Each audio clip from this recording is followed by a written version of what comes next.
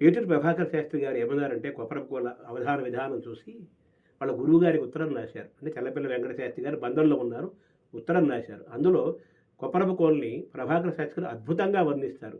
ఆ అద్భుతంగా వర్ణించిన వాటిలో 2 పద్యాలు మనవి చేస్తాను. ఈ 2 పద్యాలు తెలుసుకుంటే కొప్పరపుకోలి ప్రతిభ, కొప్పరపుకోలి ఏంటో మనం తెలుసుకోవచ్చు.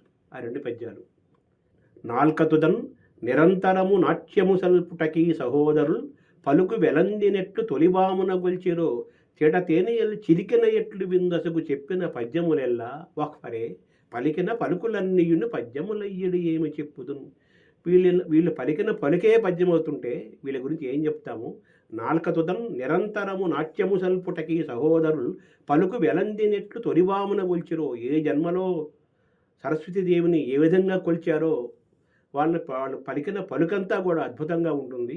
పలికిన పలుకులన్నీ ఇన్ని పద్యములయ్యడు ఏమి చెప్పుతున్న వారు ఆవిష్కవిత వేగం గురించి ఎలా చెప్పగలుగుతాము? ఏమని చెప్పగలుగుతాము? నాల్కతుదన్ నిరంతరము నాట్యము సల్పుటకి సహోదరులు పలుకు వెలందినెట్టు తొలిబామున గొల్చిరో తేట తేనియలు చిలికన ఎట్లు విందసుకు చెప్పిన పద్యములెల్లా. వీళ్ళు చెప్పిన ప్రతి పద్యాల్లో కూడా తేట తేనియలు చిలుగుతాయట. చెప్పిన వారు ఎవరు? వేటూరి ప్రభాకర శాస్త్రి గారు. దీని కొనసాగింపుగా వేటూరి సుందరరామూర్తి గారు ప్రభాకర శాస్త్రి గారి ద్వారా కొప్పరపుకోల గురించి విని, విశ్వనాథ సత్యనారాయణ గారి ద్వారా కూడా విని, ప్రభాకర శాస్త్రి గారి కుమారుడు వరసైన వేటూరి సుందరరామూర్తి గారి ప్రఖ్యాత గేయ రచయిత ఆయన ఏమన్నారు తెలుసా కొప్పరపుకోల గురించి? అరకప్పు కాఫీ దాగి ఆకలి తీర్చుకునే అర్భకుల అరతెలుగుతనానికి అందరి అవధాన సాగితీ గగనంలో మెరిసే ఇరుతారలు కొప్పరపు కవులు అన్నాడు.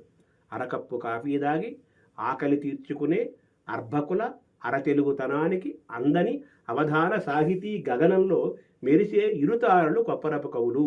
కొప్పరపు కవులు, తిరుపతి వెంకట కవులు అభేద కవితా స్వరూపాలను మరి ఇంకో మాట కూడా అన్నాడు. అంటే మనం పూర్తిగా ఒక కప్పు కాఫీ తాగే జీర్ణం చేసుకునే శక్తి కూడా మనకు లేదు.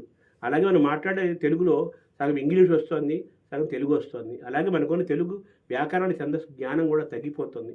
ఇటువంటి కాలంలో, ఇటువంటి తెలుగు ఉన్న పరిస్థితుల్లో అరకప్పు కాఫీ దాగి ఆకలి అంటే జ్ఞానమనే ఆకలి, అరకప్పు కాఫీ దాగి ఆకలి తీర్చుకునే అర్భకుల అరతెలుగుతనానికి అందని సాహితీ గగనంలో మెరిసే ఇరుతారలు కొప్పరపు కవులు అన్నాడు వేటూరి సుందరరామూర్తి గారు. అప్పటి వేటూరి ప్రభాకర శాస్త్రి గారు స్వయంగా కొప్పరపు కవులకి ప్రత్యక్ష సాక్షి, వాళ్ళ ప్రతిభకు సుందరరామూర్తి గారు వారి చరిత్ర ఎరిగిన వారు. ఈరోజు ఇద్దరు మహనీయులు తలుచుకున్నాము. నమస్కారం.